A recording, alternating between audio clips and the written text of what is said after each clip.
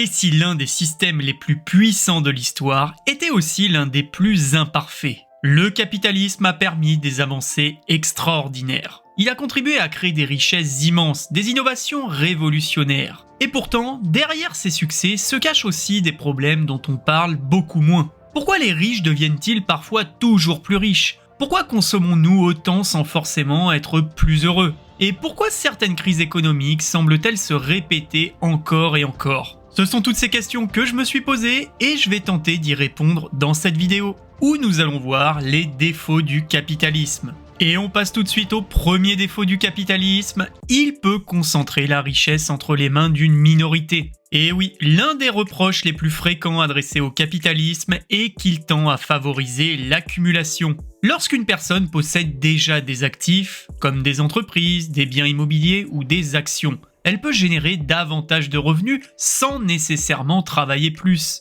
Pendant ce temps, une personne qui ne possède que son salaire dépend principalement de son temps pour gagner de l'argent. Et cette différence peut créer un effet cumulatif. Les revenus du capital permettent d'acquérir davantage d'actifs. Ces nouveaux actifs génèrent à leur tour davantage de revenus et le cycle se répète. Et au fil des décennies, cela peut conduire à une concentration croissante de la richesse. Imaginons deux personnes. La première possède plusieurs immeubles qui lui rapportent régulièrement de l'argent. La seconde vit uniquement sur son salaire. Les deux travaillent peut-être avec sérieux, mais l'une voit son patrimoine produire de nouveaux revenus pendant qu'elle dort. L'autre doit continuellement échanger son temps contre de l'argent. Avec les années, l'écart peut devenir immense. Et c'est ce que confirment certains économistes qui observent que les revenus du capital peuvent croître plus rapidement que les revenus du travail sur de longues périodes. Certaines recherches montrent également que dans de nombreux pays, une part importante du patrimoine est détenue par une fraction relativement réduite de la population. Alors oui, le capitalisme crée énormément de richesses, mais il ne la distribue pas forcément de manière uniforme. Et c'est précisément là que se trouve l'une de ses plus grosses critiques actuelles. Plus une personne possède de richesses, plus il peut devenir facile d'en accumuler davantage. Et ça nous emmène tout de suite au défaut numéro 2, il peut encourager une consommation excessive et inutile. Le capitalisme repose en grande partie sur la consommation. Pour vendre davantage, les entreprises cherchent naturellement à attirer notre attention et à stimuler nos envies. Le problème, selon certains critiques, est que cette logique peut progressivement transformer des désirs en besoins. On nous pousse parfois à croire que le prochain téléphone nous rendra plus heureux, la prochaine voiture va nous apporter un plus haut statut, et le prochain achat va améliorer durablement notre vie. Pourtant, une fois l'excitation de l'achat passée, une nouvelle envie apparaît souvent, et le cycle recommence. Je suis sûr que vous avez déjà vécu cette sensation. Résultat, certaines personnes consomment davantage sans pour autant se sentir plus satisfaites. Imaginons quelqu'un qui attend avec impatience la sortie du tout dernier smartphone.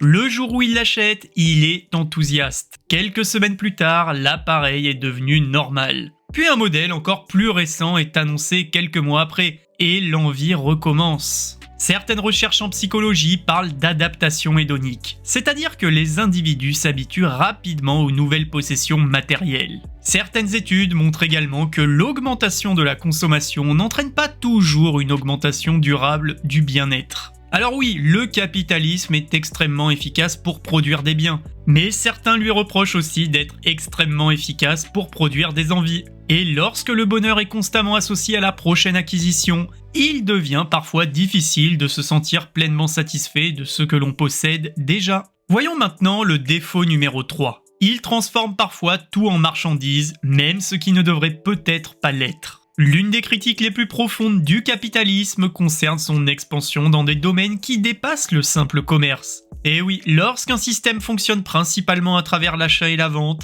il existe une tendance naturelle à appliquer cette logique à un nombre croissant d'aspects dans la vie. Et certaines personnes s'interrogent donc naturellement si tout doit être monétisé. Est-ce que tout doit être rentable ou tout doit-il valoir un prix ?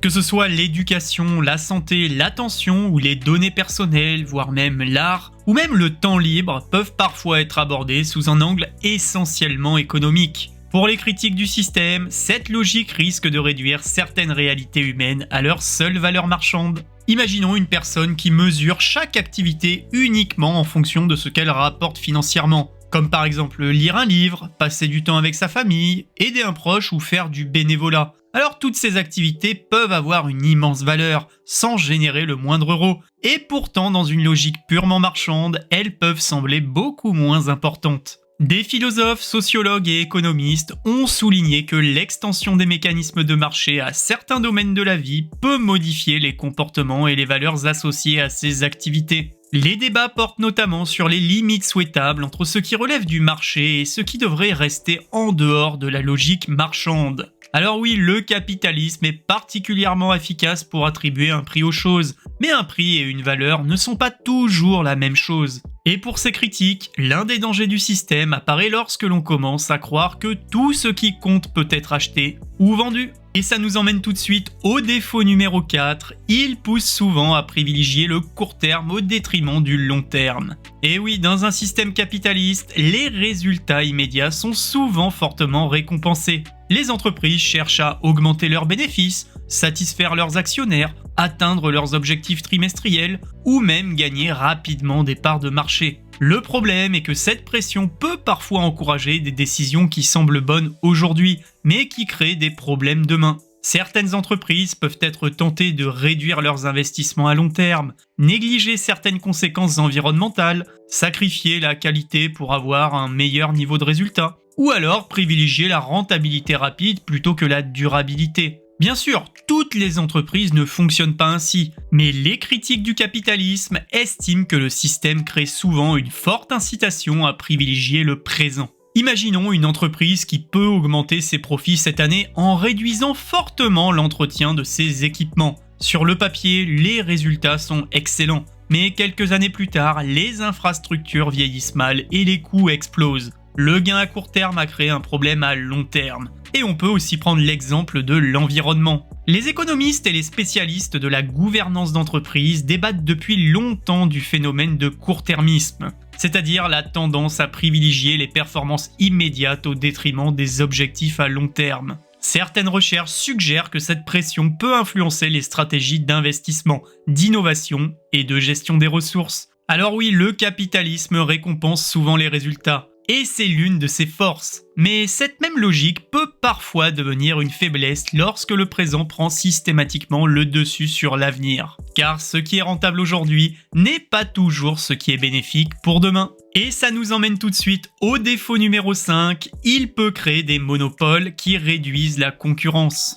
Le capitalisme est souvent défendu parce qu'il favorise la concurrence, mais paradoxalement, son succès peut parfois produire l'effet inverse. Lorsqu'une entreprise devient extrêmement puissante, elle peut acquérir des avantages considérables, comme par exemple davantage de ressources, davantage de clients, davantage de données et une image d'influence. Cette position dominante peut rendre la vie très difficile aux nouveaux concurrents. Et avec le temps, certains marchés peuvent se retrouver contrôlés par un petit nombre d'acteurs, voire par un seul, en situation d'oligopole ou de monopole. Or, lorsque la concurrence diminue, les prix peuvent augmenter, l'innovation peut ralentir et le choix des consommateurs peut se réduire. Le système qui reposait initialement sur la compétition risque alors de fonctionner moins efficacement. Et on peut prendre comme exemple les opérateurs téléphoniques en France. Avec l'arrivée de Free, le marché de la téléphonie a dû se réadapter. Et c'est ce que confirment les économistes qui reconnaissent généralement que les monopoles et certaines formes de concentration économique peuvent réduire les bénéfices.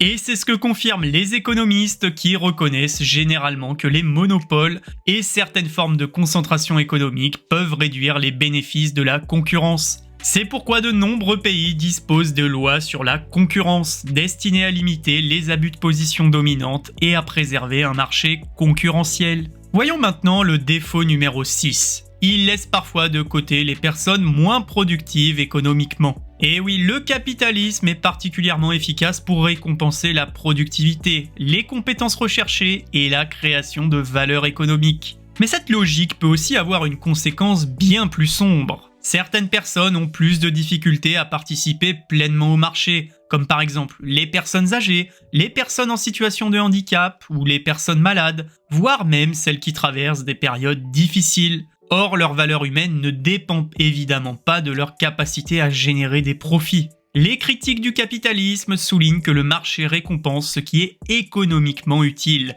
mais qu'il ne garantit pas toujours une protection suffisante pour ceux qui ne peuvent pas répondre à cette logique. Et c'est souvent pour cette raison que de nombreux pays ont développé des systèmes de solidarité parallèlement à l'économie de marché. Imaginons deux individus. L'un possède une compétence extrêmement recherchée et reçoit de nombreuses opportunités. L'autre souffre d'un problème de santé qui limite fortement sa capacité à travailler. Le marché peut attribuer une valeur économique très différente à leurs deux situations. Et pourtant, leur valeur en tant qu'être humain reste exactement la même. Les économistes reconnaissent généralement que les marchés sont efficaces pour allouer des ressources et produire des biens. Mais ils soulignent également que certains besoins sociaux ne sont pas toujours pris en charge naturellement par les mécanismes du marché. Ce qui justifie souvent l'existence de politiques publiques et de dispositifs de protection sociale. Et ça nous emmène tout de suite au défaut numéro 7, il peut favoriser l'endettement massif des ménages et de l'État.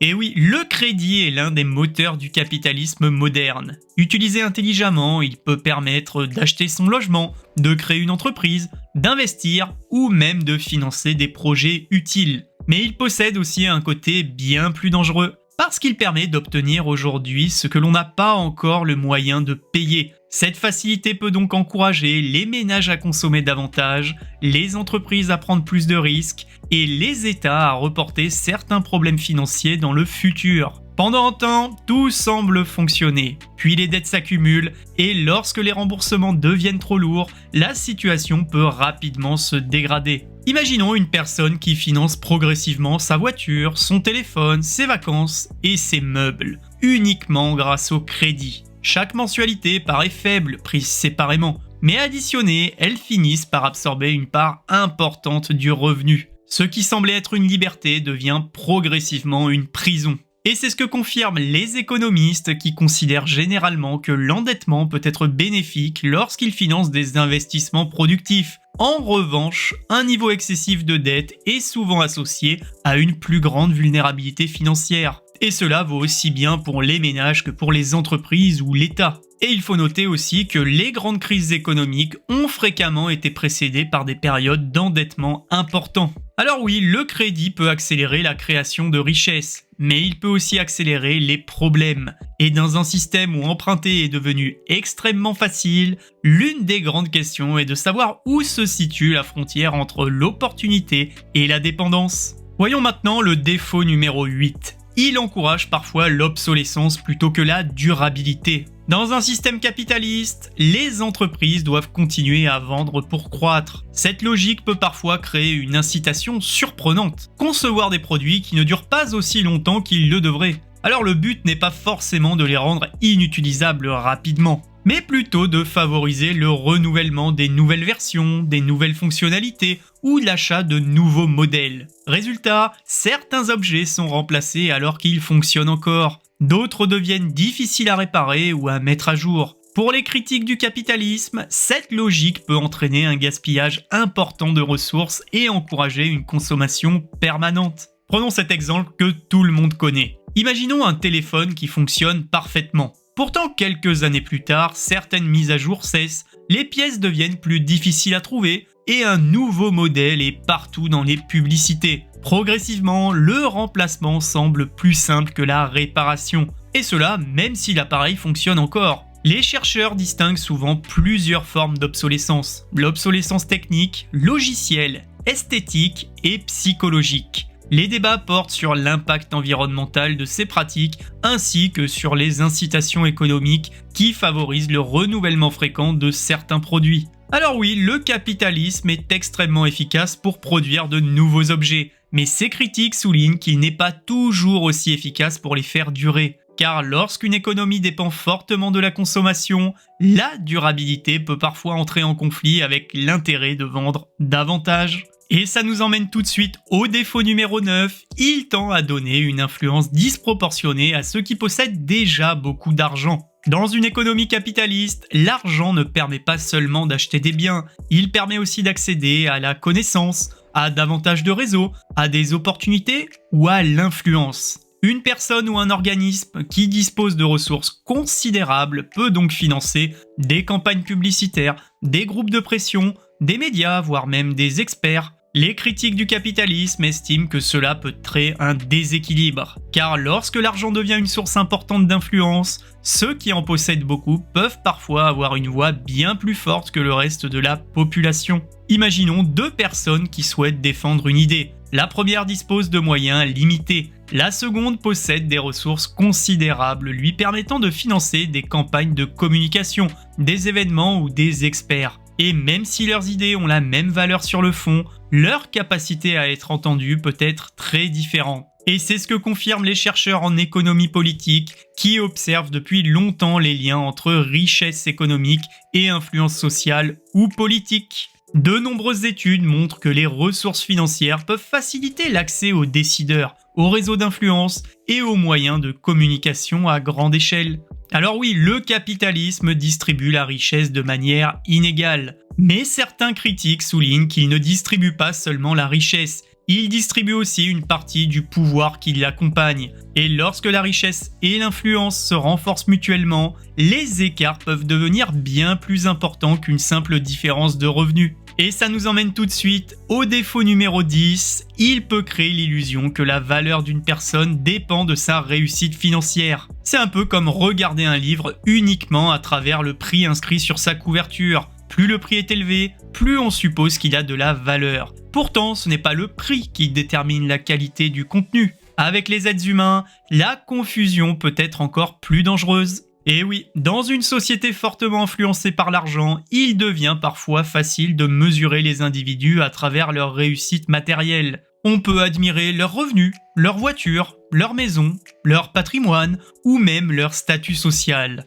Progressivement, une idée peut s'installer. Si quelqu'un est riche, il a forcément plus de valeur. Et à l'inverse, si quelqu'un est pauvre, il a moins réussi sa vie. Le problème, c'est que la richesse financière ne mesure qu'une seule chose, la réussite économique. Elle ne mesure ni la gentillesse, le courage, la sagesse, l'intégrité, voire même l'amour que l'on donne aux autres. Pour les critiques du capitalisme, le risque est donc de réduire la valeur d'un être humain à sa valeur marchande. Imaginons deux personnes. La première gagne des millions d'euros. La seconde travaille dans un métier peu rémunéré mais aide quotidiennement des centaines de personnes. À tout hasard, des infirmières, des aides-soignants. Alors pour vous, laquelle apporte le plus de valeur à la société? Dites-le moi en commentaire. La réponse est souvent beaucoup plus complexe qu'un simple chiffre sur un compte bancaire. Et c'est ce que confirment les chercheurs en psychologie sociale qui montrent que le statut économique influence souvent la manière dont les individus sont perçus.